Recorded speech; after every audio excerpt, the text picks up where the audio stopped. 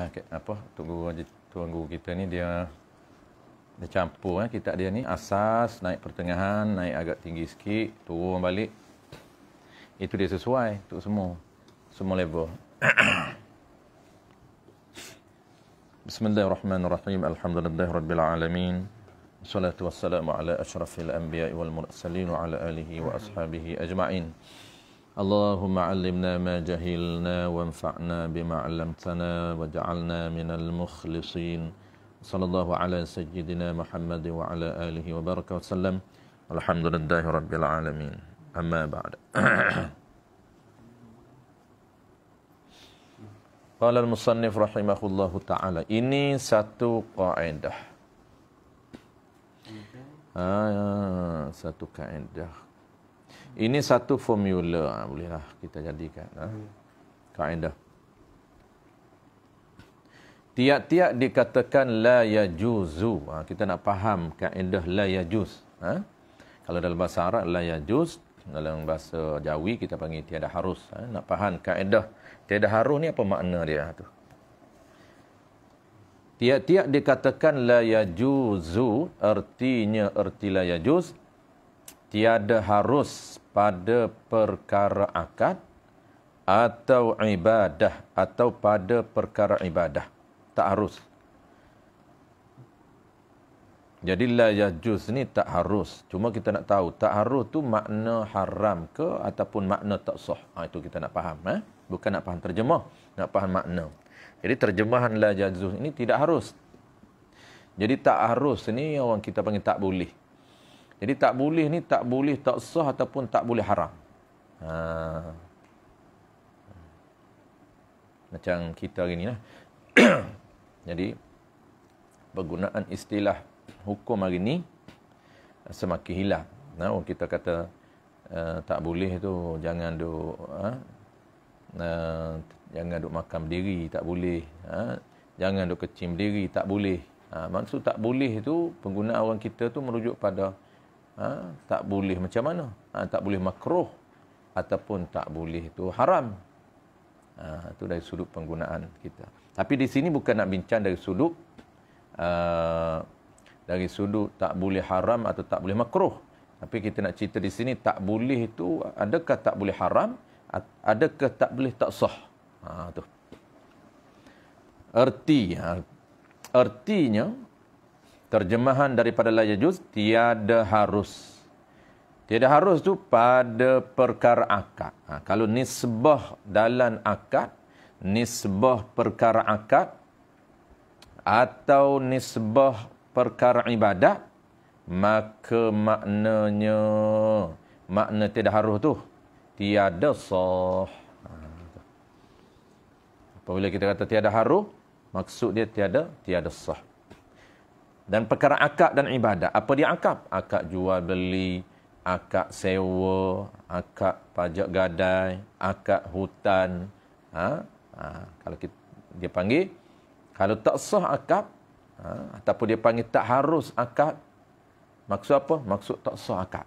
Apabila tak sah, dan tiap-tiap akad dan ibadat, walaupun ibadat yang sunat, yang tiada sah itu haram. Tu. Tiap-tiap ibadat yang tak sah, haram. Tak kisahlah ibadat tu sunat ataupun ibadat tu wajib. Ini kena jaga. Supaya kita tak bermudah-mudah. Orang hari ni dia tak faham kaedah ni sebab tu dia bermudah. Dia kata sunat je. Walaupun sunat yang dia buat tak sah tu dia rasa ringan. Sedangkan ibadat tu apabila nama ibadat, apabila dia buat ibadat yang tak sah, maka tiap-tiap ibadat yang tak sah haram. Contoh apa dia? Contoh dia buat ibadat salam. Bagi salam tu ibadat. Walaupun ibadat tu sunat.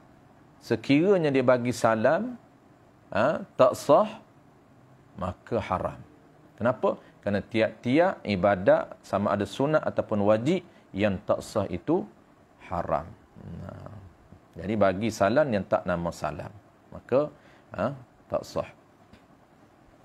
Kalau nak bagi salam kerana salam itu ibadat, pastikan buat betul. Pastikan bagi diri salam yang sebenar di sisi syariat.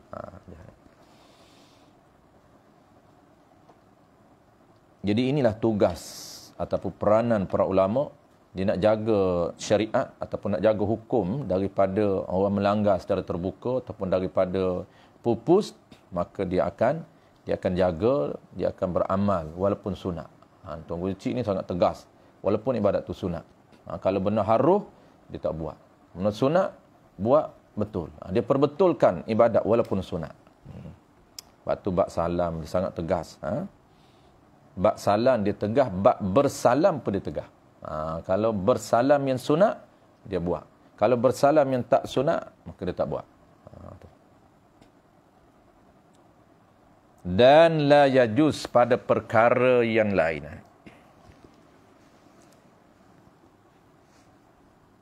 Dan la yajuz pada perkara yang lain. Habis. Jadi contoh ibadat yang sunat tu paling popularnya ialah contoh salam lah. Tu. Jadi Tuan Guru Cik ni dia selalu contoh kalau ibadat sunat, kita buat ibadat ikut zaman. Maksudnya contoh ni kena praktikal ikut zaman. Kita jangan contoh yang akademik.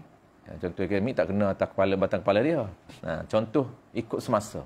Apa ibadat sunat yang orang buat secara rosak? Contoh semasanya ialah salam. Jadi orang buat salam tu ibadat. Apabila orang buat ibadat yang tak sah, termasuk ibadat yang fasidah, haram. Assalamualaikum ataupun assalamualaikum, haram, kena perbetulkan. Satu lagi contoh yang kedua, ada orang i'tiqad pegang dalam hati dia sembahyang hajat secara berjemaah itu sunat atau haram. Kenapa haram? Kerana dia pegang hukum secara jahil. Kalau dipegang hukum secara tahu, itu bukan haram, itu kufur. Dia tahu yang kata harus mayajat secara berjemaah, dia tahu, tapi dia ubah hukum. Ubah hukum secara sengaja, itu haram lagi kufur wal a'yadzubillah. Tapi dia pegang secara jahil. Dipegang secara jahil yang kata ibadat sembahyang berjemaah sunat hajat itu sunat. Sedangkan haruh. Dia duduk tengok orang buat daripada dia kecil sampai ke tua. Sembahyang hajat, jemaah. Sembahyang hajat, jemaah. Nak pula 40 orang ke atas. Jadi dia sangkakan bahawa sunat berjemaah. Maksud apa? Maksudnya dapat pahala jemaah. Sedangkan sembahyang hajat secara berjemaah, harus, apa maksud harus? Boleh. Tapi tak dapat pahala jemaah. Dapat satu saja. Tu. Dan la yajuzu pada perkara yang lain. Yang lain tu daripada akad dan ibadah, maka makna ta'aruf tu haram. Bukan maknanya boleh tak boleh, tapi makna haram. Bukan makna sah, boleh tak boleh. Bukan tak boleh tu dengan makna tak sah, tapi dengan makna haram. Kalau lain daripada akad. Kalau akad dengan ibadat, tak sah. Tapi tak sah pun, tiap-tiap perkara tak sah tu menyebabkan haram. Haram juga. Dia kata tak sah, tak apalah. Salam tak sah, sunat. Dia tak tahu bahawa tak sah itu membawa kepada haram. Tetapi kalau lain daripada ibadat dan lain daripada akad, dia makna dia haram. Bukan makna tak sah. Makna haram. Contoh apa dia? Di belakang ni dia akan bagi contoh. Di sebelah ni dia akan bagi contoh. Contohnya, tak harus melihat perempuan yang sah kahwin. Contoh. Tak harus melihat. Maksud apa tak harus? Tak sah. Tak sah engkau lihat perempuan. Bukan makna tak sah. Makna haram. Tak harus engkau melihat muka perempuan, duk tenung dia, duk tengok bibir dia, duk tengok kening dia, tebal sungguh kening. Kenapa? Kerana muka dia aurah. Aurah dengan makna apa? Dengan makna ma yahrumu nazrahu. Kawasan yang haram dilihat walaupun tak wajib katuk. Kita mentang-mentang tak wajib katuk, ikut dam je. Kerana aurahnya ada dua makna. Ma yajibu satruhu. Kawasan yang wajib katuk, aurah. Satu lagi, kawasan yang haram dilihat. Maka nak komplitkan makna aurah, gabung dua-dua makna, barulah komplit. Jadi apa kalau lain daripada akad dan ibadah, dengan makna apa? Dengan makna haram. Tak harus engkau melihat aurah perempuan. Dengan mana haram engkau melihat aurah perempuan. Ataupun tu makna yang kedua. Contoh yang kedua. Apa makna tak harus? Apa makna tak harus? Apa makna la yajuz? Pada lain daripada akad ibadat. Contohnya kita bertemu dalam kitab fiqh. Tidak harus engkau mendengar muzik. Apa maksud tak harus mendengar muzik? Tak sah, bukan. Haram. Haram mendengar muzik. Yang ini bunyi-bunyian yang diharamkan di sisi syarak. Haram. Baik. Jadi bagi contoh di belakang. Seperti. Seperti ini. Jangan tersilap. Seperti ini kaf di sini. Contoh akad. Contoh bagi akad. Bukan contoh bagi lain daripada akad dan ibadat. Itu lain. Sepatutnya seperti ini contoh lain daripada ibadat lah. Ada. Tunggu dia buat apa namanya pada kontradik. Seperti ini contoh bagi akad. Bagi faham contoh akad dengan ibadat. Faham contoh akad, faham contoh ibadat, lain tu semualah. Contoh yang lain daripada ibadat. Bagi kita faham sebab tu. Kenapa Tok Guru buat seperti ini? Bukan contoh lain daripada ibadat. Dia bagi contoh akad supaya kita faham contoh akad dan contoh ibadat. Apabila kita faham contoh akad, contoh ibadat, kita akan faham secara langsung, kita akan faham contoh lain daripada ibadat. Tu. Mana? Seperti akad riba. Maka iaitu akad riba. Tak harus akad riba ni. Haram walaupun haram yang ni semata-mata akad. Yang kata akad yang tidak harus, akad yang tidak sah. Akad yang tidak sah ini semata-mata akad itu haram. Tak sah akad jual beli. Jangan senyum je tak sah akad jual beli. Kenapa? Kerana tiap-tiap akad yang tak sah itu haram. Diri semata-mata akad itu haram, tak sah tu. Tak sah akad riba. Jangan senyum tak sah akad riba. Kenapa? Kerana diri semata-mata diri akad yang tak sah. Belum kita guna lagi barang. Belum kita guna lagi riba tu. Barang yang jadi riba. Haram semata-mata akad. Apabila transaksi jual beli kita tak sah. Contohlah, kita beli apa nama ni, tak payah beli online lah. Kita beli barang terbuka. Saya nak belilah air satu botol. Berapa air? RM1. Kita bayar. Tapi kita tak ikut syarat-syarat yang telah diperuntukkan dalam sistem jual beli. Yang kita belajar dalam muamalat mesti ada 16 syarat dalam kitab kita. Contohnya lah, dia pilih akad bai'ul hakikah ataupun dipanggil jual beli sebenar. Tapi tak ada ijab qabul, maka tak sah. Apa maksud tak sah? Semata-mata akad itu haram. Haram yang akad yang tak sah.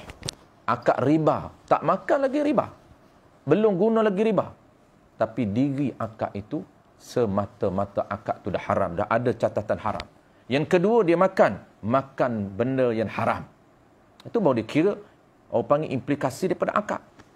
Itu kita kena faham dia punya step. Step pertama haram. Apabila haram, kesan daripada haram, dia akan menyebabkan dua kesan. Pertamanya, kita tak boleh milik. Yang keduanya, tak boleh tasarruf. Maksud apa? Haram kita guna. Kenapa? Bukan milik kita. Haram kita bagi pada orang lain. Kenapa? Bukan milik kita. Tak boleh tasarruf. Itu dipanggil kesan ataupun implikasi akad yang haram. Tu gua akan cerita tak lagi. Kenapa kena faham betul kaedah ni? Karena orang tak faham kaedah ni, dia kata kita tak makan pun riba. Kita tak makan riba. Kita tak ambil riba. Walaupun riba kita tak ambil. Dia tak tahu yang akad itu dah haram dah. Walaupun dia tak ambil. Kerana dia lebih dia bagus sikit, jurus sikit, dia tak ambil lah hak riba tu. Nak dia offer pula pada orang lain. Aku tak makan riba. Ambil lah siapa nak. Duit aku lebih di bank tu. Jadi offer kat kita lah senang. Siapa duit lebih di bank tu jangan duk buang merata. Main bagi kat saya. Nak bagi free. Tak apa, nak bagi free. Dah kata dia tak boleh guna. Kalau lah boleh guna, mainlah berjual beli yang kita. Mainlah guna duit tu beli barang kita ni. Barang kita banyak, semua ada. Dia kata saya tak nak guna ustaz duit ni. Kan pertukaran tak sah pula, ustaz jual barang sebab saya ni duit riba. Tak apa, bagi saya free je. Tak cicit macam tu. Interest di bank. Orang kata riba. Tak apa dia kata, bagi kat aku. Interest di bank tu tak apa, bagi kat aku dia. Jangan makan. Dia tak faham riba apa dia. Baik. Seperti akad riba, maka iaitu akad riba tu haram, yakni haram semata-mata akad. Walaupun tiada ambil akan barang dia lebih tu, walaupun dia tak ambil barang lebih tu. Maksud barang lebih tu barang riba yang jadi riba tu. Maksud lebihan yang kita orang hari ni panggil interest lah. Dia tak ambil lagi yang lebih tu. Kadar benefit manfaat tu dia tak ambil. Dan setengah manusia, baik riba ni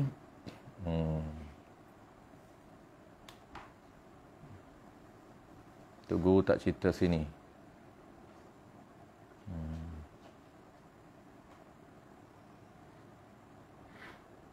Baik. Tu tak cerita sini makna riba sebab ni bukan tajuk riba. Belakang pun dia tak cerita. Ada sikit dia cerita. Nanti kita cerita di belakang Baik riba atau apa dia. Dia cerita sikit di belakang.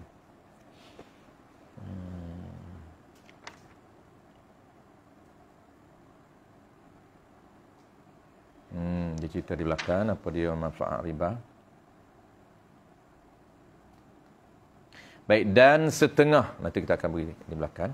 Dan setengah manusia yang kena perdaya syaitan. Ni dia nak cerita manusia yang tertipu dengan syaitan. Mereka siapa? Orang yang terperdaya dengan syaitan. Kena rasuk syaitan. Tu. Jangan histeria aja kena rasuk syaitan. Ramai orang ini kena rasuk syaitan.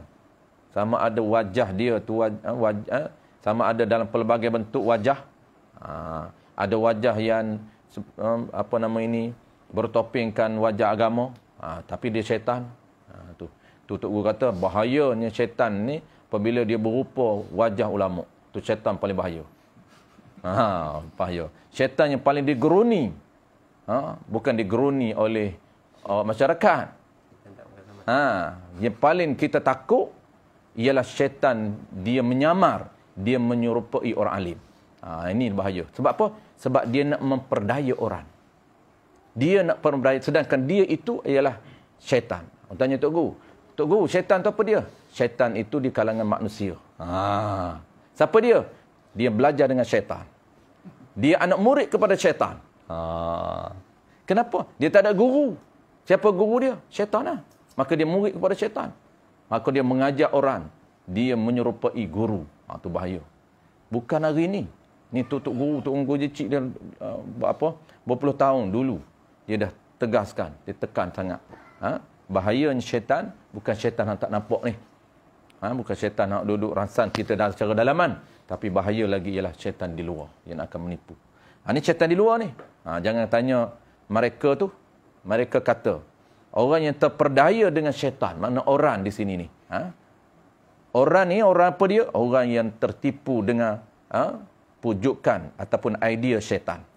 Mereka kata riba itu tiada haram. Kita ambil riba. Buat apa-apa maslahah, yakni kebaikan orang Islam. Dia kata duit riba ni boleh kita ambil untuk buat kepentingan umum. Buat jamban, buat jalan raya. Tu boleh dia kata duit riba. Jadi duit interest tu dia kata kita buat jamban. Pakat guna ramai-ramai. Dia pun guna. Buat jalan. Pakat lalu ramai-ramai. Dia pun lalu jalan tu. Kata dia tak nak lalu. Dia tak nak guna duit riba. Terkena juga. Tertipu dengan tipu daya syaitan. Jangan ambil untuk kita. Dia kata duit riba ni jangan ambil untuk kita je. Maka ini orang kena perdaya syaitan. Orang ni dia kata tertipu dengan hasutan dan tipu daya syaitan. Maka riba itu haram dengan semata-mata akadnya, akad riba. Kena beritahu syaitan ni. Maka riba itu haram, wahai syaitan. Haram tu qaid dengan semata-mata akad. Apabila jadi saja akad, riba, haram semata-mata akad. Mana contoh? Kita bagi contoh riba. Riba qardi. Riba ni dia asalkan riba asalkan akad riba je. Tak kisahlah riba qardi, riba al-fadli, riba dalam jual beli. Tak kisah. Tapi kita ambil yang paling mudahnya riba qardi, riba hutang. Riba berlaku dalam jual beli. Iaitu riba al-fadli, riba nasa, riba yadi, riba nasa. Ini panjang lebar kita baca di Puncak Alam. Abang Zaki Alim ni. Lama kita baca dekat. Ingat dekat setahun lebih. Kita baca bab riba di Puncak Alam. Formula pusing, formula 1, formula 2. InsyaAllah. Kalau betul-betul dia apa panggil, ulan, dia akan alim.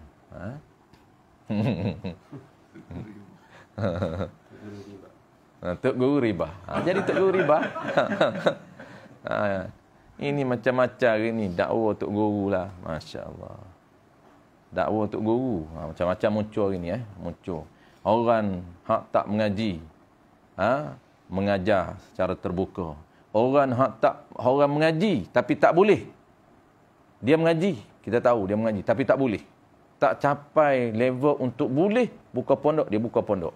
Dia akan menjadi kerosakan kepada masyarakat. Dan dalam masa yang sama, dia terpedaya dengan syaitan. Dia mengaku dia guru.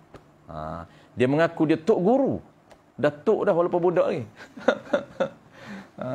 Kalau guru saja boleh tahan. Level tok ni jangan main-main. Tok ni dia mulia. Kalau kata saya ni guru bodoh-bodoh, boleh tahan lah mengaku guru bodoh-bodoh ni kan. Tapi kalaulah dia mengaku tok guru, tok tu dia naik pangkat, tok ni. Mengaku tok guru. Kenapa? Kerana dia kata, saya minum air tok guru. Minum air lebihan tok guru. Menyebabkan saya jadi tok guru. Jangan tanya siapa. Saya ni dulu, saya pun teringatlah. Apabila dia cerita, dia boleh jadi tok guru kerana dia minum air tok guru. Tapi saya tak boleh jadi tok guru. Saya amalan dulu, tapi tak boleh cerita. Saja nak cerita lah. Nak lawan dia pun nak cerita. Saya mengaji kitab Matlaq dengan tok guru ni. Air ni tok guru akan letak macam ni lah. Dia akan minum air separuh. Separuh memang dia tinggal. Saya antara, ada 2 orang berebut. Saya duduk terkak sekali, dapatkan saya je. Dengan seorang lagi. Tak ingat abang apa nama dia. Abang tak ingat nama. Kami 2 tu je dah. Orang lain tak ada lah.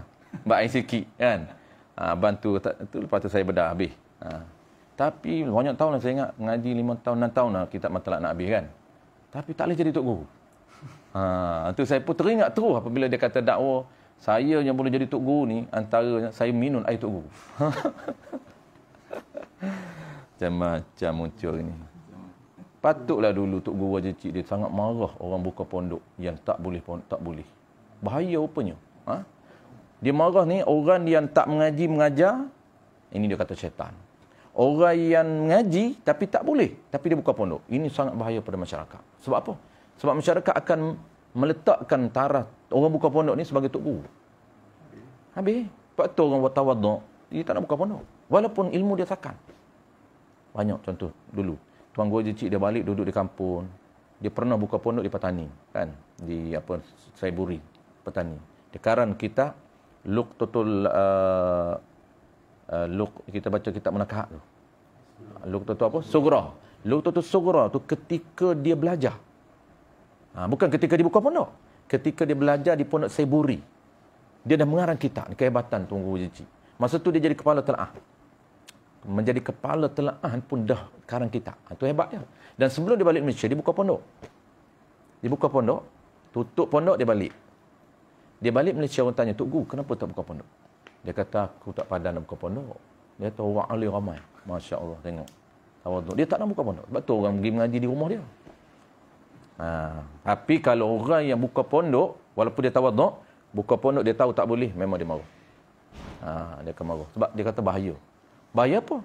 Bahaya orang hantar anak. Nampak tak? Rosak anak daripada kecil lagi. Faham tak betul? Itu rosak gitu. Gak orang kampung bukan tahu. Nampak pondok hantarlah anak. Kan? Itu bahaya. Jadi riba ni apa dia? Baik, asah dia riba ni contoh riba qardi. Riba qardi ni dia panggil apa? Dia panggil akad.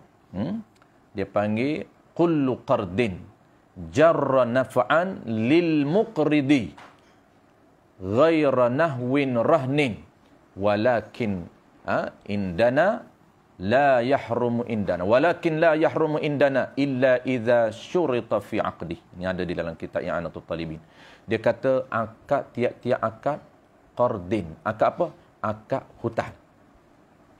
Kullu qardin, tiap-tiap akad hutang satu. Jarra nafa'an lil muqridi. Poin yang kedua ialah akad hutang yang dinyatakan syarat benefit, syarat manfaat lil muqrid, untuk orang yang memberi hutang. Jangan syarat manfaat untuk orang lain, tak jadi riba. Jadi poin pertamanya ialah riba hutang ni mesti akad. Mesti ada akad. Akad apa? Akad hutang. Apa dia akad? Kita dah belajar. Rabtun bainal aqidaini minal ba'i wal mushtari. Bahasa ringkas dia akad ni, mesti ada lafaz ijab qabul. Itu bahasa paling ringkas. Kalau detail dia, nanti kita akan belajar balik di ilsah ni. Kita recall balik. Akad yang detail, bahasa detail ada, bahasa ringkas ada. Bahasa detail dia panggil rabtun bainal aqidaini. Ikatan antara dua orang yang berakad. Siapa dua orang yang berakad ni? Min janibil ba'i wal mushtari.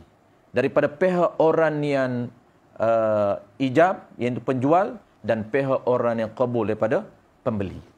Begitu juga akad hutang. Kena ada ijab dan kena ada qabul. Ijab daripada orang pemberi hutang dan qabul daripada orang yang penerima hutang. Baik.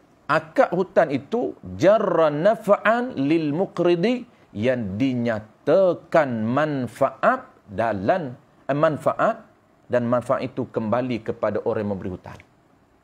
Dia nyata manfaat apa? Manfaat kepada diri orang yang beri hutang dalam akad. Itu saja paling mudah. Manfaat ni umum. Kita akan belajar detail. Manfaat ini bayar lebih manfaat. Servis manfaat. Perkhidmatan manfaat. Apa dia perkhidmatan? Dia tak bayar lebih. Dia tak minta bayar lebih. Tapi dia minta supaya berkhidmat untuk dia.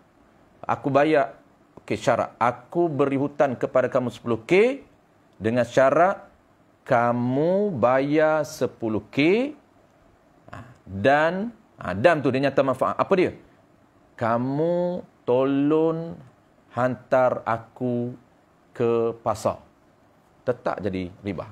Kenapa? Menyatakan manfaat. Walaupun manfaat dalam bentuk, bukan bentuk bayaran, bayar lebih, tapi bentuk perkhidmatan. Dia minta supaya khidmat kepada dia, tak boleh. Ataupun dia minta supaya, abang nak berhutang dengan saya boleh. Abang, 10K, abang bayar 10K. Kalau bayar 11K, kita nampak dah. Itu bentuk pertama, manfaat pertama. Manfaat pertama ni apa dia? Bayar lebih. Tapi manfaat yang kedua, perkhidmatan. Apa contoh perkhidmatan? Bayar 10K juga ban. Cuma saya nak anak abang tu ajar Quran anak saya. Riba. Walaupun ajar Quran. Syarak dia bukan isu perkhidmatan, jenis perkhidmatan, tak. Jangan nilai pada jenis perkhidmatan Islami ataupun tidak. Tidak.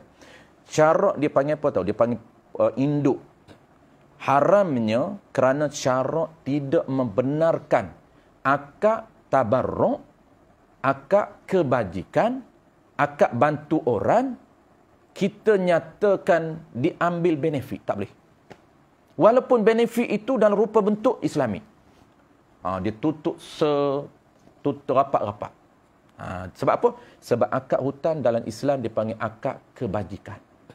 Akad bantu orang. Maka akad bantu orang jangan ambil sedikit pun. Orang panggil apa? Benefit. Jangan ambil, dia panggil take advantage. Jangan. Syarak tak benarkan ambil peluang. Kalau nak ambil peluang, ambil dia akad lain. Akad apa? Akad jual beli hutang. Akad jual beli cash. Boleh.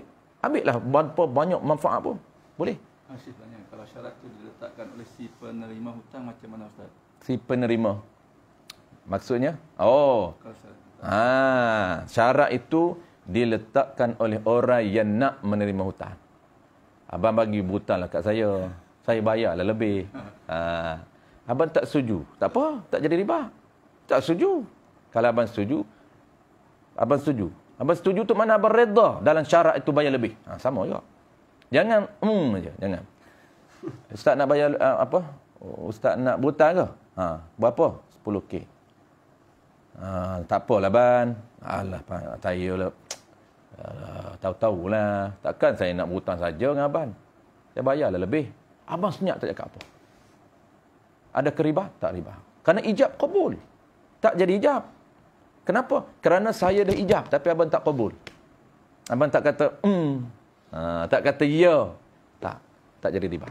Itu ijab penting. Akad mesti tahu. Jadi akad ni dia kena dua belah pihak. Akdun rabtun bainal akdun ni rabtun bainal aqid. Ikatan. Apa dia ikat? Kena ada ijab dan qabul. Kalaulah syarat itu walaupun penerima menetap syarat, menetap tambah tapi abang tak setuju. Maksudnya abang tidak meletakkan syarat. Baik, settle. Itu contoh perkhidmatan. Apabila ada akad dan menetapkan syarat, jawab dia hutang, riba hutang. Tapi ingat, dia ada pengecualian, kita akan belajar lebih.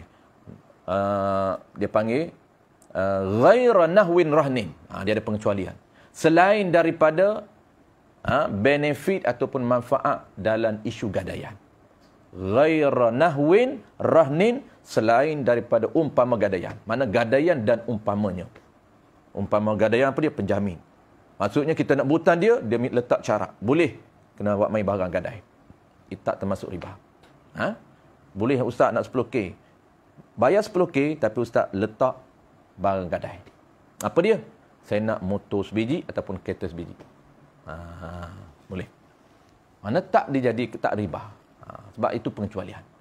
Walakin la yahrumu indana. Ini penting dalam mazhab Syafi'i. Walakin tetapi tidak haram, tak jadi riba di sisi kami indana ai mazhab al-Imam Syafi'i. Itu makna indana.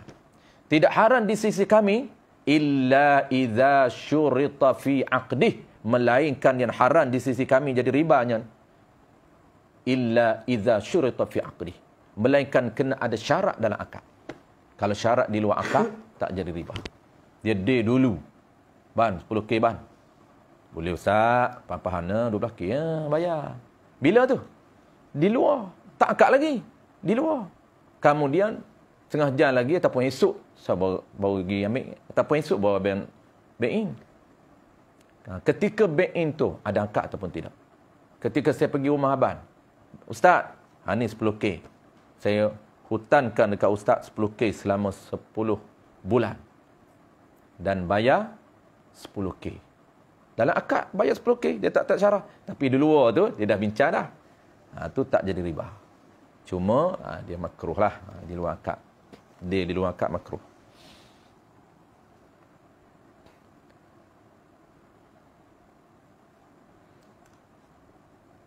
Mereka, mana tadi? Maka ini kan? Ini orang.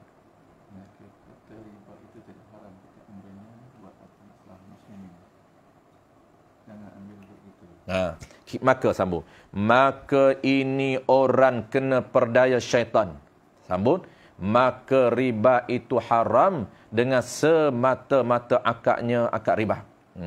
Semata-mata akad jadi haram.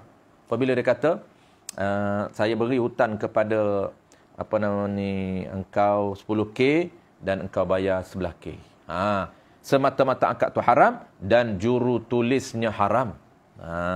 Dan saksinya, saksi riba haram. Orang yang melihat transaksi riba itu haram. Itu mana saksi. Betul. Maka tu tak ada. Dan lagi berkata syaitan. Ada lagi. Banyak syaitan cakap. Banyak idea dia. Dan lagi berkata syaitan. Ni syaitan tu untuk guru. Tadi ada juga. Ni balarah. Tadi tak ada juga manusia yang kena perdaya syaitan. Ni dah. Ni syaitan terus dia bagi. Dan lagi berkata syaitan. Maknanya orang. Nanti anak murid tanya pula, ustaz, macam mana duduk berdialog dengan syaitan ni? Jangan silap faham. Orang yang dirasuk syaitan. Maka orang yang rasuk syaitan ni, dia tu adalah syaitan. Haram riba itu jika diambil lebihnya. Lebih riba tu berganda-ganda. Kalau ambil lebih tak berganda, tak haram. Macam-macam syaitan. Syaitan pun membacalah ayat Quranul Karim. Dia ceramah sedap syaitan ni. Qala Allah Ta'ala fi kitabihil aziz. Ba'da a'udzu billahi minasyaitanir rajim. La ta'kulur riba adha'afan mudha'afah. Al-Quran menyatakan jangan kamu makan riba adha'afan mudha'afah secara berlipat kali ganda. Sakak sekali lipat tak berganda, tak haram. Kerana dia menafsirkan ayat Quran secara literal, secara zahir. Dia tak faham fiqh. Jangan mengaji fiqh. Syaitan tak bagi mengaji fiqh. Kerana siapa mengaji fiqh, tak jawab dia, dia tak akan berjaya menjadi anak murid syaitan. Orang mengaji fiqh ni orang lari daripada syaitan. Orang kenal mana syaitan, mana bukan syaitan. Orang kenal mana guru sebenar, mana guru murid syaitan. Tapi kalau tak mengaji fiqh, dia tak boleh kenal. Tu kesian. Kesian masyarakat. EJK-nya tak kenal. Dia panggil syaitan mengajar. Apabila panggil syaitan mengajar, masyarakat ni jadi bertebaran lagi anak murid syaitan. Berlapis-lapis lagi. Tu bahaya tu. Tu kena cegah. Kita cegah pula, dia marah pula pada kita. Memang apa syaitan dia jadi marah pada kita. Itu yang tu cik kata, kalau bertemu dengan syaitan, membacalah a'udzubillahi minasyaitanirrajim. Depan dia, puh. Tak lari juga. Tu cik kata ambil kayu bagi. Bagi kayu 2-4 dia tu. Kerana syaitan ni tak boleh. Dia tak halau dia akan mari. Dia akan lari, dia akan menyesak orang lain pula. Dia lari tak duduk di Selangor, dia menyesak negeri lain pula. Jangan. Kok mana pun dia tak akan berhenti. Sebab tu orang heran. Orang kata sebab apa ustaz? Apa nama ini dia panggil apa? Ajaran sesat ni dia kata akan muncul dan tak boleh nak bendung. Itulah dia syaitan, kerja syaitan. Kita jangan bimbang. Kerana kerja dia akan lakukan sampai kiamat. Dan kita juga dalam masa sama jangan berhenti kerja kita. Tu. Kerja kita mengaji sebar betulkan. Biar. Jangan kita duduk pening. Kenapa syaitan yang akan ada, kan? Walaupun orang kata dia sesat, tapi pengikut dia tetap akan ada. Kan? Itu standard. Ada pun katanya jika diambil lebihnya tiada sampai berganda, maka kata syaitan tiada haram. Ni pandai syaitan. Na'udzubillahi min zalik. Berjauh tok guru kata daripada syaitan. Tu kena sunat ni. Itu syaitan. Na'udzubillah ni kita takut kita putus makan dia. Dia duduk mengajar, betul juga. Tu kena minta na'udzubillahi min zalik. Minta jauh daripada syaitan ni. Bahkan jadi riba. Bahkan ni kita jawablah, tok guru jawablah. Bahkan jadi riba tiap-tiap hutan yang diambil manfaat. Bahkan jadi riba tiap-tiap hutan yang diambil manfaat bagi yang memberi berhutan. Jadi manfaat itu naf'am itu lil muqrid, bagi orang yang memberi hutan. Tapi kalau manfaat, dia nyatakan manfaat dalam akad, tapi bukan untuk diri dia, untuk orang lain, tak jadi riba. Contoh dia kata, abang Zaki kata, ustaz nak berhutang dengan ustaz 10K. Boleh abang? Abang bayar 11K. 1000 tu abang masukkan pondok aspa. Tak jadi riba. Sebab lebih itu bukan untuk diri dia. Dia benefit itu bukan untuk diri, untuk orang lain. Kalau benefit untuk orang lain, dia benar oleh syarak. Dia haram untuk ambil dengan dia. Haram ini ambil kepentingan untuk diri dia. Tapi kepentingan untuk orang lain, dia tahu dah haji ni bakhil. Cara nak pau duit dia, dia nak berhutang kita, kena pau. Kenapa bukan untuk kita? Untuk orang lain. Boleh nak berhutang dengan saya, tapi lebih 2K. 2K lebih. Boleh. Bukan untuk diri saya. Letak di masjid. 2K ni, bagi dekat masjid. Boleh. Itu lil mukri. Untuk kepentingan ini, manfaat ini, untuk diri. Sama ada manfaat itu asalkan untuk diri dia. Sama ada banyak atau sedikit. Tak kisah. Sedikit pun tak boleh. Walaupun 1% saja. Lebihan itu tetap haram. Walaupun RM1 saja lebih, tetap haram. Seperti, seperti ni contoh manfaat. Seperti, ini contoh manfaat. Yang kata manfaat ni ada 2 bentuk. Pertamanya bayar lebih. Yang keduanya bentuk perkhidmatan. Tengok. Disuruh bayar di bank. Manfaat juga. Engkau bayar lebih, bayar 10K juga, berhutang 10K, engkau bayar 10K, tapi waktu bayar tu engkau kena bayar di bank. Dia tak nak masuk sendiri di bank. Engkau bayarlah di bank tu. Wakil aku ada tunggu sana. Tak dibenarkan. Tetap dikira mengambil kesempatan di sebalik akad. Jangan ambil kesempatan langsung di sebalik akad tabarruk, di sebalik akad yang berorientasikan kebajikan. Memang kita bagi hutang betul-betul semata-mata kerana nak bantu dia kerana Allah. Jangan ambil sedikit pun di atas kesusahan orang. Dia ada hajat nak berhutang. Islam tidak membenarkan mengambil sebaran bentuk kepentingan di atas orang yang berhajat. Kalau dia tak berhajat, dia tak akan berhutang. Maknanya, kalau orang yang datang nak berhutang dengan kita ni, cuba seboleh-bolehnya jauhi daripada kita menolak. Besar pahala kita bantu. Tak boleh bantu penuh, bantu sikit. Ada orang, ustaz, saya ni tak cukup duit. Saya nak berhutang tak banyak dengan ustaz. 10K je. Buh belakang je. 10K je. Merenung kita. Sebab apa merenung? Sky tak laku lagi.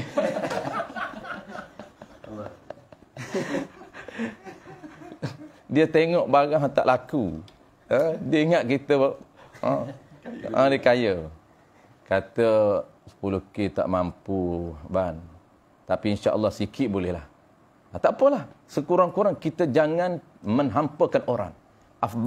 Afdal kita kalau mampu dapat pahala afdal kita bantu ke semua total dia nak. Itu afdal. Jangan menolak. Tapi kalau tak mampu, tetap sunat kita cuba meringankan. Tetap sunat. Ini amalan para ulama. Apabila orang datang minta tolong dengan dia tak akan menghampakan. Ini buatlah macam mana sekalipun. Tak boleh saya nak bantu. Sikit pun saya tak ada. Cuba bantu cara lain. Tapi saya adalah kawan yang kaya, cuba tanya dia. Kita bagi jalan. Saya adalah, cuba tanya. Kawan ni memang rasanya dia kaya. Cuba tanya dia. Pandai dia tu ustaz. Siapa sudah datang ni? Ustaz Azhar sudah datang berhutang dengan cik. Saya tak ada, cuba tanya Ustaz Fendi lah. Ustaz Fendi kaya? Jam. Sebab dia panggil akad tabarruk. Akad hutang ni kita bagi hutang kepada orang tu, diri kita bagi tu pahala besar. Sebab apa? Sebab kita bantu menyelesaikan hajat orang di dunia. Allah akan bantu di akhirat kelak. Dia kafir harus. Dia tak sunat. Tapi kalau orang kafir minta bantuan dengan kita, harus kita bantu. Tapi tak sunat. Begitu juga sedekah. Sedekah ni, kalau orang kafir meminta sedekah, harus kita sedekah. Maksud harus tu boleh. Tapi tak dapat pahala sunat. Tu dia panggil sedekah kepada orang kafir itu harus. Bermuamalat dengan orang kafir harus. Tapi orang Islam sunat. Tu cantik Islam ni, dia jaga. Jaga orang Islam tu. Kerana mahal Islam dia tu, mahal. Walaupun Islam yang kufur, semayang pun tak. Bagi buat apa berhutang orang tak semayang. Tapi Islam dia tu mahal walaupun dia tak semayang. Berbanding dengan orang kafir. Kita orang kafir baik minta belum minta kita bagi dah. Tapi orang Islam duk minta tak bagi. Kenapa? Islam pun semayang pun tak, dia baik aku baik kat orang kafir pula dah. Baik-baik kat orang kafir pula. Mana ada baik? Tetap baik bagi kepada orang Islam yang tak semayang. Tetap dapat pahala sunat walaupun dia tak pernah semayang. Mahal nilai iman dalam diri dia.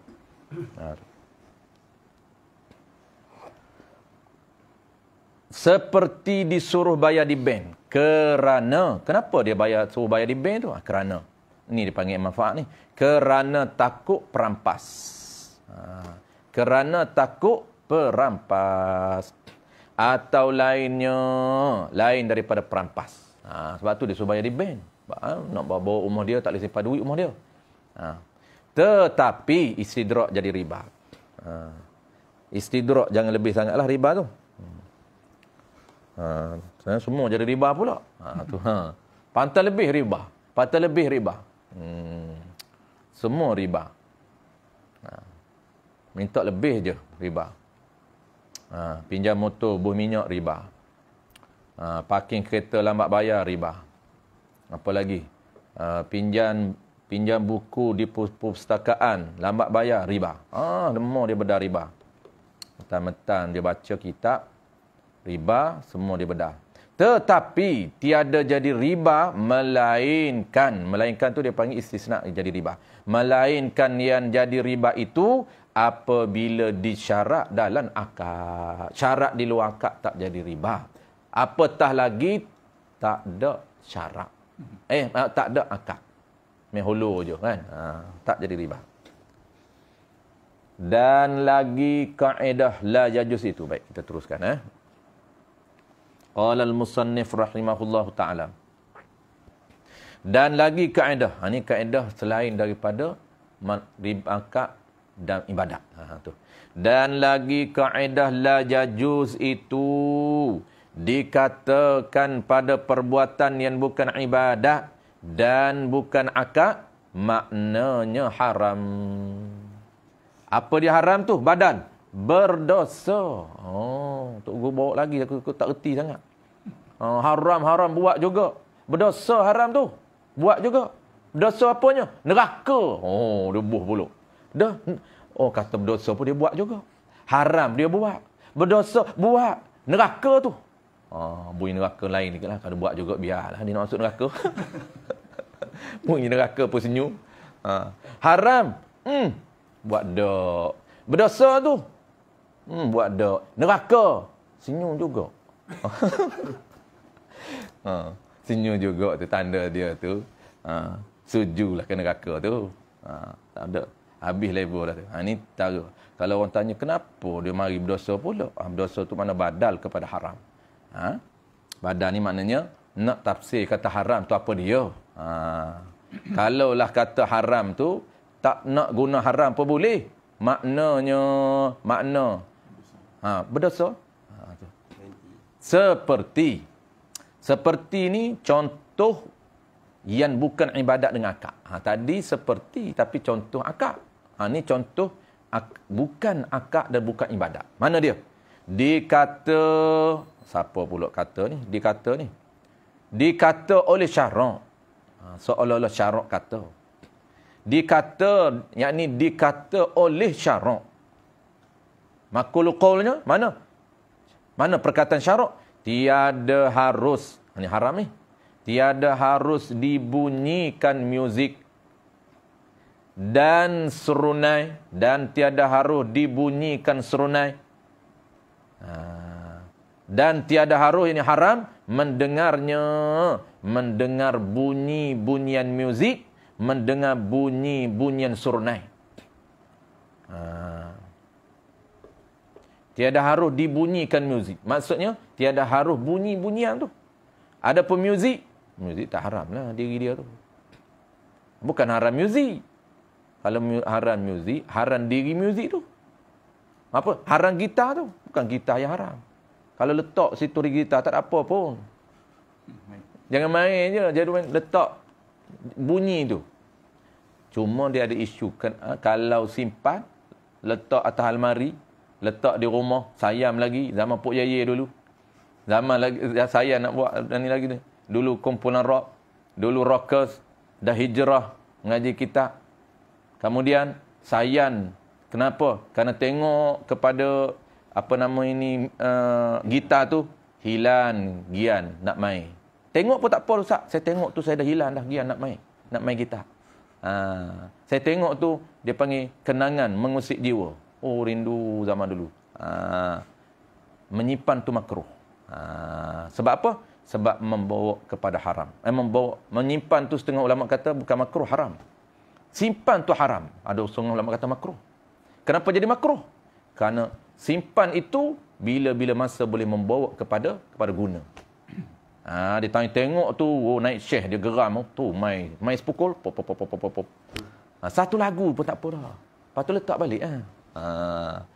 Walaupun satu lagu, tetap haram. Saya tak nak menyanyi, Sah. Bukan soal menyanyi, soal muzik. Sekarang ni jangan dengar muzik, nyanyi je. Menyanyi tak apa, harum. Nyanyi lagu apa pun. Lagu apa Ustaz boleh? Lagu apa pun tak apa. Duk kira lagu pula dah. Lagu apa pun tak apa. Ni orang hari ni duk kira lagu. Dia kata lagu yang memuji Allah boleh. Bukan kira lagu, kira muzik. Walaupun lagu tu tidak memuji Allah, harus asalkan bukan lagu yang bukan seni kata yang mengandungi khurafat dan sebagainya. Harus. Yang kata haram ini ialah muzik, bunyi-bunyian. Bunyian gitar, bunyian piano, tu haram. Di sini adakah termasuk kita buka radio yang tahu? Sama. Sama lah. Di sini ni, cuma isu dia buka radio, kenapa tak haram? Kerana kita buka radio bukan kosok muzik. Tak haram. Bukan kosok semata-mata nak muzik. Kita nak dengar radio. Radio tu muzik. Radio tu macam-macam. Kita dengar pembaca berita. Kita nak dengar baca berita. Tapi keluar muzik. Keluar muzik. Dia campur. Ni kira harus dari segi fiqah lah ni. Kalau tasawuf ni dia tak nak lah bercampur kan. Ni kira fiqah. Boleh. Sebab kita tak kosok kepada muzik. Tapi kita nak dengar yang benda yang manfaat. Apabila dengar benda manfaat, dia adalah dalam tu untuk daya tarikan. Nak kena ada muzik, kena ada lagu. Kalau lagu tanpa muzik tak sedap. Ustaz, kalau alat muzik tadi, kalau ada, kena jual ke macam? Jual tak sah. Milik pun tak sah. Dia tak sah milik.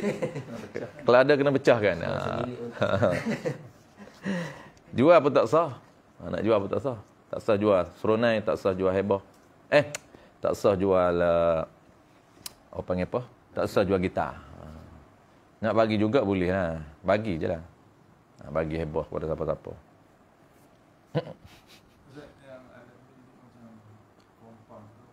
Dia yang tidak ada khilafnya, kalau gitar apa tu memang haram lah. Yang tidak ada khilaf ialah kompan. Kompan tidak ada khilaf. Yang ada khilaf ialah alat yang ada dua, apa panggil ni?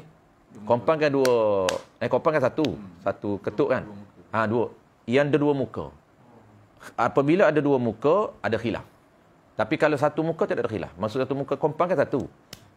Kompan satu lah. Satu kita tu ketuk dia tu satu, walaupun tepat kita pegang tu, tapi bukan tepat ketuk. Rebana tu dua kan? Rebana.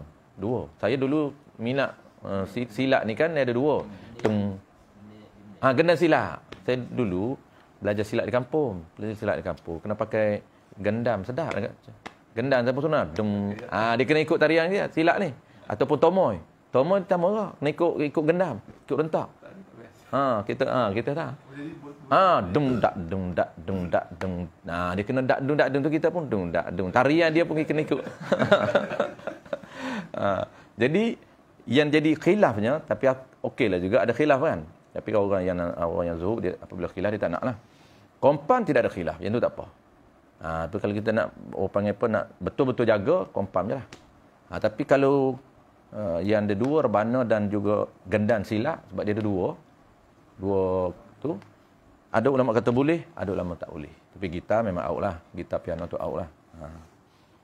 Kalau kita nak yang ringan, pakai kepada khilaf yang ulama kata, ada setengah ulama mengatakan kalau dua muka boleh juga. Dua muka.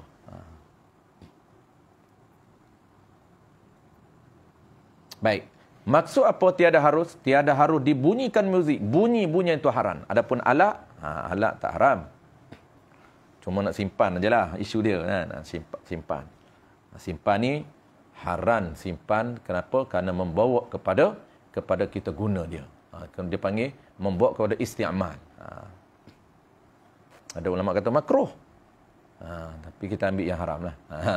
Dia kata makruh simpan. Kenapa? Boleh sama juga. Boleh membawa kepada haram. Tapi yang muktamad haram. Kenapa? Haram simpan. Kenapa? Kerana membawa kepada guna. Bila-bila masa kita boleh guna. Lepas tu setengah ulama kata tak, makruh ya. Sebab apa? Sebab boleh jadi tak guna. Dia tahan nafsu dia. Geramnya nak dengar serunai ni. Genam nak dengar gendam. Saya dulu masa belajar silap, tak boleh tak dengar gendam. Mesti kena dengar malam-malam. Dia naik syekh. Teng tak. Dia jadi dia dengar tu, tu syaitan pandai. Syaitan duk nak dengar kan. Ustaz Pendi tomoy apa? Lian dia lain. Lian tak ada dia tak ada bunyi lian. Belajar lian tak ada bunyi. Kuda kepang dia joget deh. Joget. Naik syekh kat kuda kepang naik syekh. Dia serunai dia naik syekh. Dia sebab apa naik syekh tu? Biasa naik syekh ni dia ada kaitan dengan jin lah. Sebab tu jin memang sangat minat lah bunyi-bunyian ni.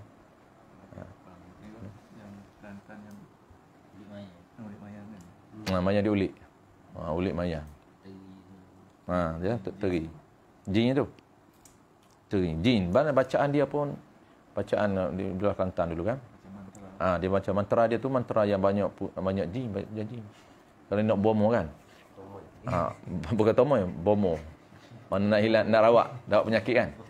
Nak rawat penyakit, dia cara mantra dia. Dia memang dia halau jin. Dia halau hantu. Hantu. Dia kata apa nama ni asal-usul, bangkit asal-usul. Mu asal-usul dari bukit, mu pulang ke bukit. Mu asal-usul sungai, mu pulang ke sungai. Dia halau. Jadi dia tengok asal-usul penyakit ni jin dari mana kan. Dia halau. Jadi bacaan mantra dia ni memang bacaan yang jin. Jin halau jin. Dia halau jin. Jin halau jin. Tu jin senyum tu. Geng dia halau dia. Habis kita nak break dah. Dan tiada harus ini haram mendengar muzik. Wallahu alam. Sebab wajib mandi bermula setengah daripada syarat sah sembahyang itu hendaklah suci daripada segala hadas, termasuk hadas kecil dan hadas besar. Bermula segala sebab yang jadi wajib mandi itu mana-mana satu daripada 6 perkara. Kita nak bincang pula tajuk dia, sebab yang mewajibkan mandi. Ada 6 sebab je wajib mandi. Jadi 6 sebab ni bukan laku kena 6, bukan. Jadi dalam fiqh ni ada syarat yang kena buat ke komplit barulah ada hukum. Ada syarat yang kita buat satu daripada syarat dah jadi hukum. Yang ni buat satu daripada 6 wajib mandi. Kita baca satu je malam ni. Pertamanya mati. InsyaAllah yang kedua sama lain. Pertamanya daripada 6 sebab mandi. Mandi apa ni? Mandi wajib. Ada pemandi itu, kita akan belajar. Yang nak nama mandi ni apa? Mandi ni panggilan. Dia panggil ibarat. Nama merujuk kepada perbuatan apa? Perbuatan menyampaikan air pada seluruh badan. Apabila perbuatan awak panggil menyampaikan air ke seluruh badan, komplit semua, baru nama mandi. Dia panggil apa mandi ni? Sayalalul ma fi jami'il badan. Mandi di sisi syariat. Ataupun isalul ma fi jami'il badan. Sayalalul ma. Mengalir air. Di seluruh anggota zahir badan. Itu dipanggil mandi. Kalaulah ada 1 inci kawasan zahir yang tak alir air, tak sampai air, walaupun 1 inci, maka tak nama mandi di sisi syariat. Walaupun berpuluh tahun dia mandi, tetap dia berada dan hadas besar. Tetap dia masuk masjid haram. Tetap dia pegang Quran haram. Tetap dia mandi, dia semayang tak sah. Dia baca Quran dengan niat Quran haram. Ni bahaya orang tak pandai mandi di sisi syariat. Apabila mandi saja, kita tahu isalul ma' fi jamil badan. Menyampaikan air di seluruh anggota badan. Halaqah dubur. Itu anggota zahir. Baik, apa dia yang perkara wajib mandi? Yang pertamanya mati. Mati itu semata-mata mati itu wajib mandi. Wajib mandi. Wajib ni atas orang mati ataupun atas orang hidup? Atas orang hidup. Jangan atas orang mati pula. Kalau orang mati mandi pun sah lah. Maka ni tafriq kata mati. Maka wajib. Jadi mati ni biasalah standard lah. Kalau dulu kita tak takrif mati kerana orang dah tahu orang dulu. Tapi orang ini ni banyak istilah-istilah agama kita kena takrif balik. Kena bagi definisi balik sebab orang dah lupa dah. Mati ni dia senyum, dia tak tahu apa dia mati. Dia kata mati tak apalah, kita duk susah apa, mati tak ada apa dah. Dia fikir macam tu. Dia tak tahu mati sebenar. Sebab tu dia kata kita ni hidup tak lama. Apabila mati ni tak ada apa dah kita. Biar tak semayang pun. Tak ada apa dah kita, dia kata. Sebab apa dia fikir mati? Mati roh, mati tak ada apa dah. Dia tak tahu yang mati ni nama. Merujuk kepada apa? Merujuk kepada perpisahan roh dengan jasad. Jasad tu duduk atas rumah, roh dia belayar ke alam dia. Roh dia pergi alam dia. Dan hak duduk atas rumah hak kita nak urus ni jasad. Maka berpisah jasad dengan roh, itulah mati. Bukan mati semata-mata hilang roh, roh tak hilang. Dia duk ingat mati ni hilang badan dan roh. Bagi dia mati ni hilang badan dan roh. Tak ada dah mak aku ni, hilang dah mak aku. Kalau gali tengok pun kanker pun tak ada dah. Itulah mati. Bukan. Mati ni pisah roh dengan jasad. Walaupun roh tak hilang. Walaupun jasad dia tak hilang. Kenapa tak hilang? Dia awet. Jasad dia ada. Beratus tahun tak hancur. Tetap orang panggil mati. Kenapa? Kerana jasad tak hancur. Tapi roh dah keluar. Macam orang-orang yang mati syahid. Adakah jasad dia hancur? Jasad tak hancur. Kenapa dia dipanggil mati juga? Dia katakan roh orang syahid ni sebenarnya hidup. Maksud hidup tu, roh dia tu, hidup dia tu sebenarnya dia tu hidup. Banyak takrif hidup ni banyak. Tapi kita nak cerita umumnya, mati ni merujuk pada perpisahan. Sebab apa? Sebab roh itu dia tak mati. Maksud tak mati, roh tak binasa. Jangan ingat mati itu binasa. Tidak. Walaupun jasad tak binasa, tetap nama mati. Jangan kalau tanya, apa maksud mati? Mati itu binasa. Apa binasa? Binasa jasad. Tak binasa jasad, panggil apa? Mati juga. Pulak dah. Kata tadi mati ni merujuk ada binasa jasad. Jasad tak binasa ni. Allah jaga ni, 100 tahun ni. Nak cakap apa? Mati juga. Mana satu ni? Tu pening tu. Kata mati merujuk pada binasa jasad. Sedangkan ada jasad yang Allah Ta'ala tak binasakan. Mati tak? Mati. Kenapa? Bukan merujuk kepada binasa. Merujuk kepada perpisahan roh dan juga arwah. Baik, saya tahu. Maka wajib atas orang yang hidup, mandi akan orang mati. Mandi akan akan mayit. Akan orang mati. Maka wajib atas. Wajib apa ni? Wajib di sini adalah wajib kifai. Atas tu apa dia? Ala lil madarrah. Wajib atas ni, yakni ala lil madarrah. Wajib atas, paksa atas. Allah tekan, Allah paksa, Allah mewajibkan atas ke atas orang yang hidup. Kewajipan apa? Kewajipan kifai, fardu kifayah. Yakni fardu kifayah atas mereka hidup dalam satu kampung, sekurang-kurang seorang yang menguruskan mayit ini gugur kefarduan kata orang lain. Seorang saja yang tolong mandikan, tak apa dah. Nak mandi macam mana? Yang penting asalkan nama mandi di sisi syariat. Mudah saja. Jangan kata saya tak reti mandi mayat ustaz. Tak reti apa? Pastikan semua mayat itu zahir badan dia sampai air. Nak buat macam mana tak apa, buatlah. Ambil air spray je. Ambil paip, buka paip, letak mayat atas. Itu cara game-game di Mekah buat. Hari-hari mati di Mekah, kan? Di Masjid Haram. Hari-hari mati. Tak ada dia nak buat lemuk-lemuk macam kita. Dia letak atas tempat tu, dia ambil ambil water jet. Selesai mandi. Kafan. Arak kata khalas. Lempar lagi kafan. Kapan? Kambus. Cepat buat dia buat. Mana tak cepat? Laju. Sebab orang mati. Sekejap mati je. Dia tak mati lagi. Tunggu dia mati, orang waterjet dengan dia pula. Waterjet tu makruh lah. Dia kena lembut, sunat lembut kan. Kita orang Melayu lembut. Sebab tu orang Melayu lembut tak lembut cara dia. Dia tak letak atas ni, dia letak atas riba. Kalau Kelantan masih ada lagi. Riba. Jenazah ni pakat 4 orang.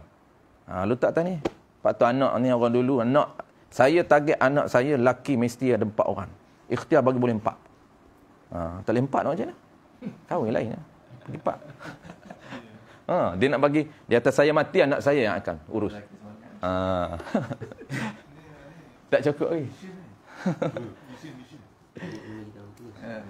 Tujuan. Cita-cita tak pada niat dapat pahala. Dapat pahala niat aja nak buat tak berani.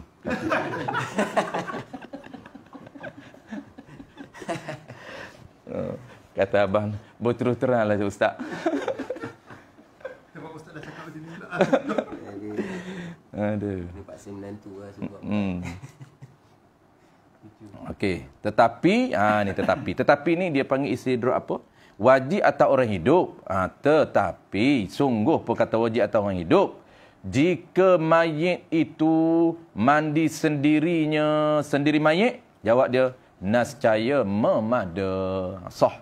Kalau mayat tu bangkit sendiri, memanglah wajib atas orang hidup. Tapi nak ceritanya, kalau mayat bangun, dia mandi sendiri, maka sah. Apa maksud sah? Tak wajib dah orang hidup mandikan lain. Mana gugur kefarduan atas orang hidup. Tak orang ni lari.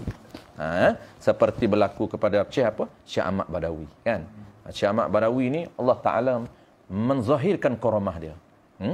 Menzahirkan karamah dia ketika mana dia mati, dia meninggal. Orang pakat nak menyiapkan tempat untuk mandikan dia. Apabila anak-anak murid dia pakat bersiap untuk mandikan dia, tiba-tiba dah siap tempat nak mandi, tiba-tiba dia bangkit sendiri pergi mandi sendiri. Lepas dia mandi, dia datang balik duduk di tempat pembaringan, tunggu kafan. Kalau kita tak kafan dah. Hidup balik ni. Tak kafan. Lari kita. Kalau tak lari pun tak kafan, tak berani kafan. Ni hidup balik ni. Syekh Ahmad Badawi.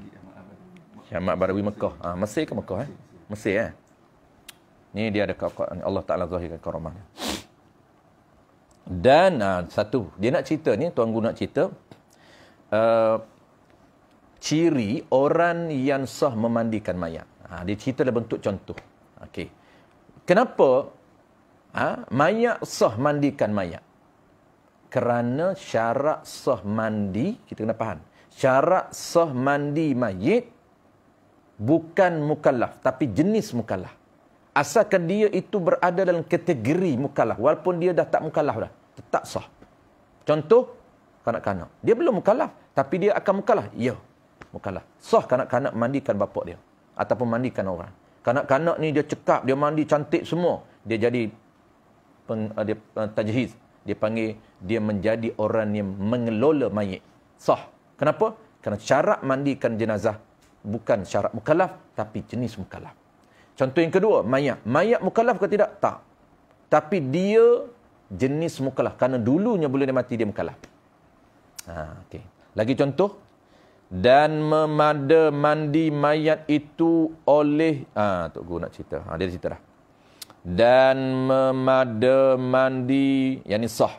Dan sah mandi mayat itu oleh jenis mukallaf. Jadi syarat sah mandi mayat ini bukan mukallaf, syarat dia orang yang jenis mukallaf. Maka ni tafriq kata sah jenis mukallaf. Dia nak perincikan jenis mukallaf tu mana? Maka memada, maka sah mandi akan mayit itu oleh kanak-kanak, walaupun kanak-kanak tak mumayyiz. Walaupun kanak-kanak tak mukallaf. Kenapa? Kerana tak balik. Syarat mukallaf balik. Akil balik. Dan sah. Contoh kedua. Contoh pertama kanak-kanak. Dan sah dan jin.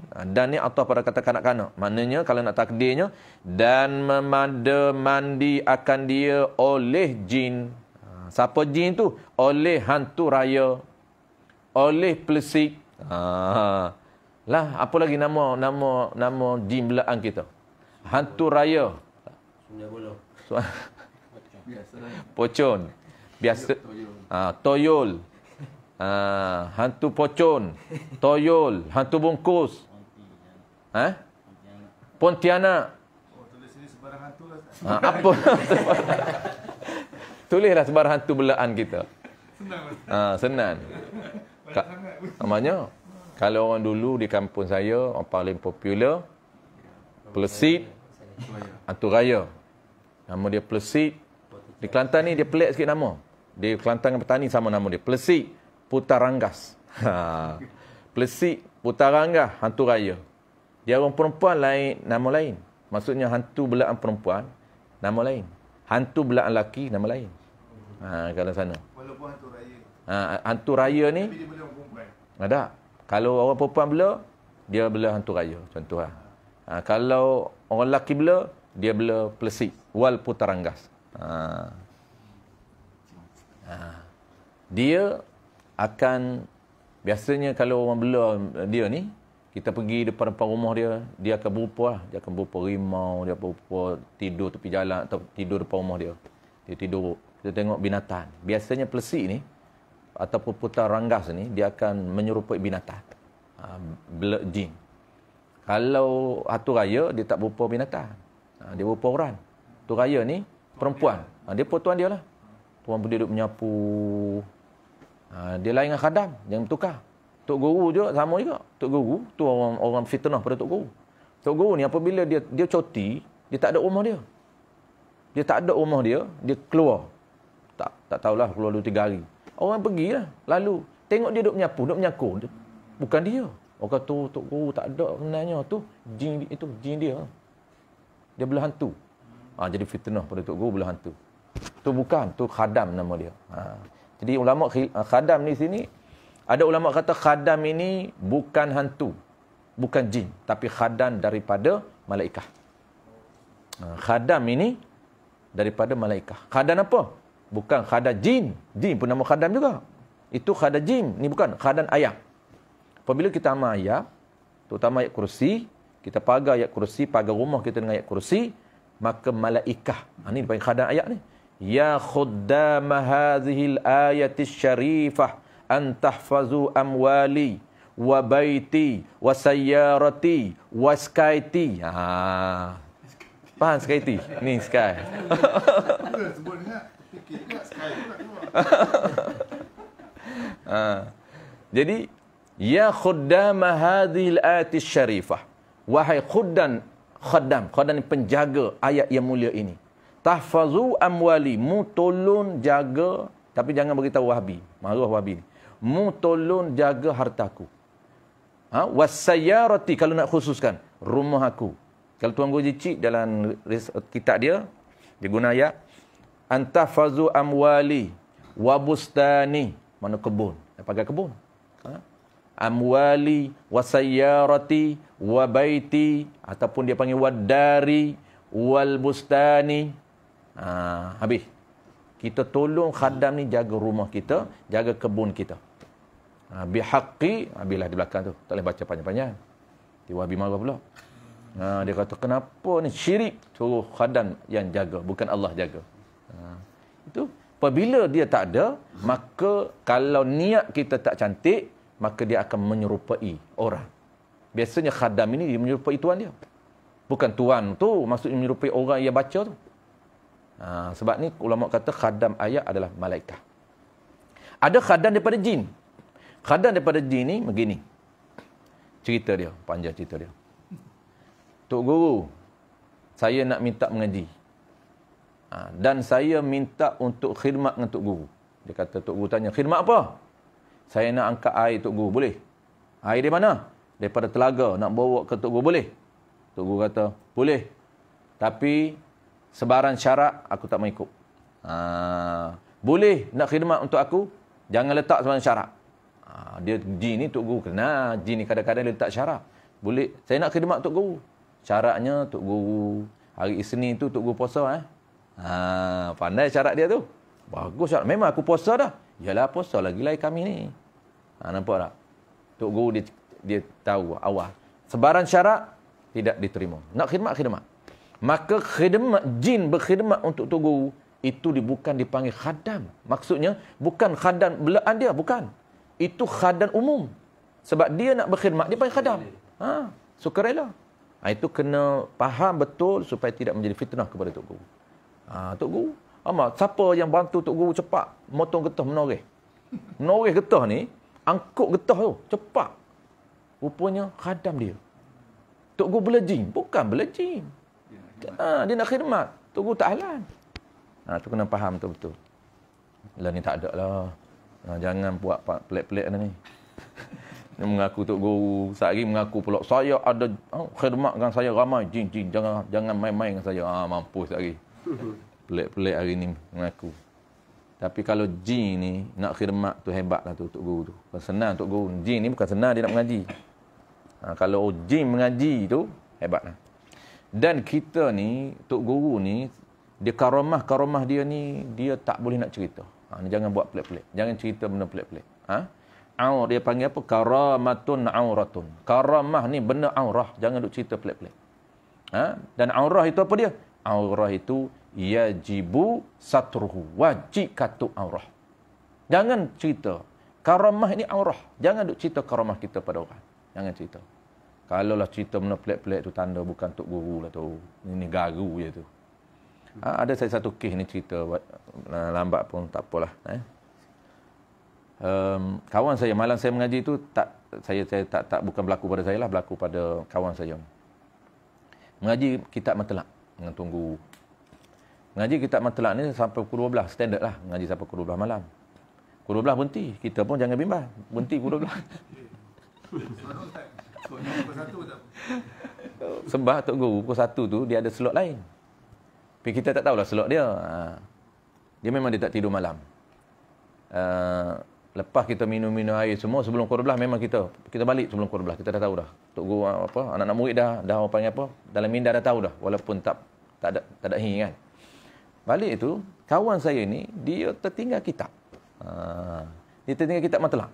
Balik dia pun malam tu kebetulan dia kata saya malam tu mengantuk, dia kata pagi tu kerja kuat pagi tu kan. Pergi mengantuk. Dah lah mengantuk dia kata sampai tertinggal kitab. Balik tertinggal kitab. Dah mengantuk sangat. Sampai di tengah jalan, saya pun kata, esok tak ada kelas. Kena pergi ambil lah kitab. Pergi nak ambil kitab. Dia tengok dia pukul 1 gitulah dia kata. Tak ingatlah pukul dia pukul 1 lebih. Dia parking motor je depan dia. Tok Guru tu dia ada pokok rambutan kan dulu. Sekarang ni tak ada apa dah. Parking dia kat pokok rambutan tu. Dia bunyi Tok Guru duk mengajar. Dia kata, siapa lagi tak balik ni Tok Guru ni. Tengok selipar tak ada. Tengok motor tak ada. Motor dia je di atas ada. Dia gigi makin rapat makin kuat suara Tok Guru. Maknanya bukan Tok Guru mengapa lah. Dia tahu bukan mengapa. Kalau mengapa ni pun suara ni. Dia pun tak jadi bagi salam. Balik tu datang esok pula ambil kitab. Datang esok ceritalah Tok Guru. Saya datang semalam dia kata. Datang tu saya nak ambil kitab tapi Tok Guru duk mengajar. Mengajar apa? Saya Tok Guru mengajar siapa? Mana ada mengajar dia paling tukar tajuk. Nampak tak? Ini dia tak akan membuka benda-benda yang aib. Maksudnya benda yang bukan aib, benda yang ghaib. Dia tak akan buka.